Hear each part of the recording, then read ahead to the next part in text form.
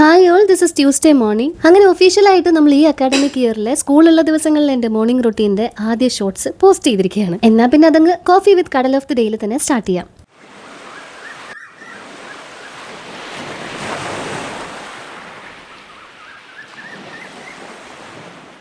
ഈ ഒരു കുർത്തയുടെ കൂടെ നല്ലൊരു ഫ്ലിപ്പ് ഫ്ലോപ്സോ അല്ലെങ്കിൽ ഒരു ക്യാൻവാസ് ഷൂസോ ഒക്കെ ഇട്ട് കഴിഞ്ഞാൽ നമ്മുടെ ലുക്ക് തന്നെ അങ്ങ് മാറും കേട്ടോ. ലിങ്ക് ഞാൻ യൂട്യൂബ് ഷോർട്സിൽ ടാഗ് ചെയ്ത് കൊടുത്തേക്കാം. ഇന്നിപ്പോൾ രാവിലത്തെ ബ്രേക്ക്ഫാസ്റ്റിന് അപ്പമാണ്. ഇത് തന്നെയാണ് രണ്ടുപേർക്കും ലഞ്ചിന് കൊടുത്തു വിടുന്നതും. നമ്മൾ മേടിച്ച മാവ് തന്നെയാണ്. മുൻപത്തെ പോലെ തന്നെ മാവ് അരയ്ക്കുന്ന കാര്യത്തിൽ ഞാൻ വളരെ പുറകിലോട്ടാണ്. അത് എന്നെ കൊണ്ട് കൂട്ടിയാൽ കൂടുന്ന കാര്യമല്ലെന്ന് മനസ്സിലാക്കി ഞാനത് ചെയ്യാറില്ല. ഇത് ഞാൻ പറയുമ്പോഴൊക്കെ ഒരുപാട് പേര് കമന്റ്സിൽ ഒരുപാട് ടിപ്സ് ഷെയർ ചെയ്യും. പക്ഷേ ഈ പറയുന്ന എല്ലാ ടിപ്സും ഞാൻ പരീക്ഷിച്ച് കഴിഞ്ഞതാണ്. അതുകൊണ്ട് തന്നെ സത്യമായി ഞാൻ നിങ്ങളോട് പറയുന്നു, അതിലൊന്നുപോലും ഞാൻ ട്രൈ ചെയ്ത് നോക്കത്തില്ല ഇനി.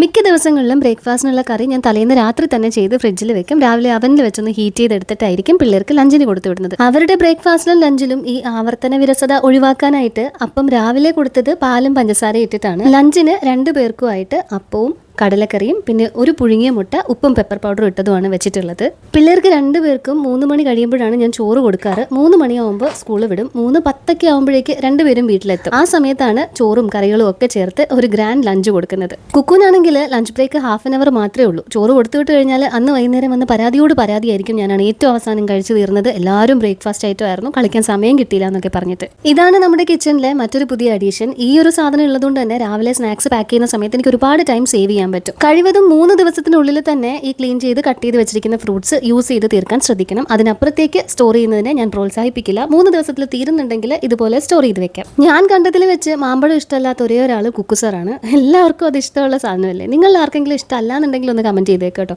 അവൻ ഒറ്റയ്ക്കല്ലാന്ന് അവൻ്റെ അടുത്ത് എനിക്ക് പറയാമല്ലോ. ചക്കയും മാങ്ങയൊക്കെ പിന്നെ നിലുവിന് ഒരുപാട് ഇഷ്ടമാണ്. കുക്കുവിന് ഓറഞ്ച് വെച്ചിട്ടുണ്ട്. വാട്ടർമെലനും പൊമഗ്രാനറ്റും 2 പേർക്ക് ഞാൻ നിർബന്ധമായിട്ടും വെച്ചു കൊടുക്കും. എൻ്റെ ഇഷ്ടങ്ങളനുസരിച്ച് അവർ കഴിക്കുമ്പോൾ അവരുടെ ഇഷ്ടത്തിനാണ് താഴത്തെ ബോക്സിൽ കുറച്ച് ടൊമാറ്റോ മുറുക്കും, ഒരാൾക്ക് കപ്പലണ്ടി മിഠായും, ഒരാൾക്ക് 2 ബിസ്ക്കറ്റും വെച്ചേക്കുന്നത്. 2 പേരെയും കഴിക്കാനായിട്ട് ഡൈനിങ് ടേബിളിൽ ഇരുത്തിയിട്ടാണ് ഞാൻ ലഞ്ചൊക്കെ പാക്ക് ചെയ്ത് സെറ്റ് ചെയ്തത്. കറക്റ്റ് 9 o'clock ആകുമ്പോഴേക്ക് നമ്മൾ അറേഞ്ച് ചെയ്തിട്ടുള്ള ഓട്ടോ വരും. അതിൽ ഓൾറെഡി സ്കൂളിലെ കുറച്ച് കുട്ടികളും ഉണ്ട്. സ്കൂൾ വാൻ ഓൾറെഡി 2 ട്രിപ്പ് പള്ളിക്ക് അപ്പുറത്തായിട്ട് ഓടുന്നുണ്ട്. അതുകൊണ്ട് ഈ ഒരു റൂട്ടും കൂടെ സ്കൂൾ വാൻ എടുത്തു കഴിഞ്ഞാൽ പിള്ളേരെല്ലാം സ്കൂളിലെത്താൻ ലേറ്റ് ആവും. ഈ ഒരു ഓട്ടോ ഇപ്പൊ അത്യാവശ്യം നല്ല സ്പേഷ്യസ് ആണ്. കഴിഞ്ഞ കുറച്ച് ദിവസങ്ങളിലായിട്ട് ചാനൽ സബ്സ്ക്രൈബ് ചെയ്തിട്ടുള്ള എല്ലാവരോടും ഒരുപാട് നന്ദി. ആദ്യം തൊട്ട് കൂടെയുള്ളവരോട് അതിലുപരി നന്ദി.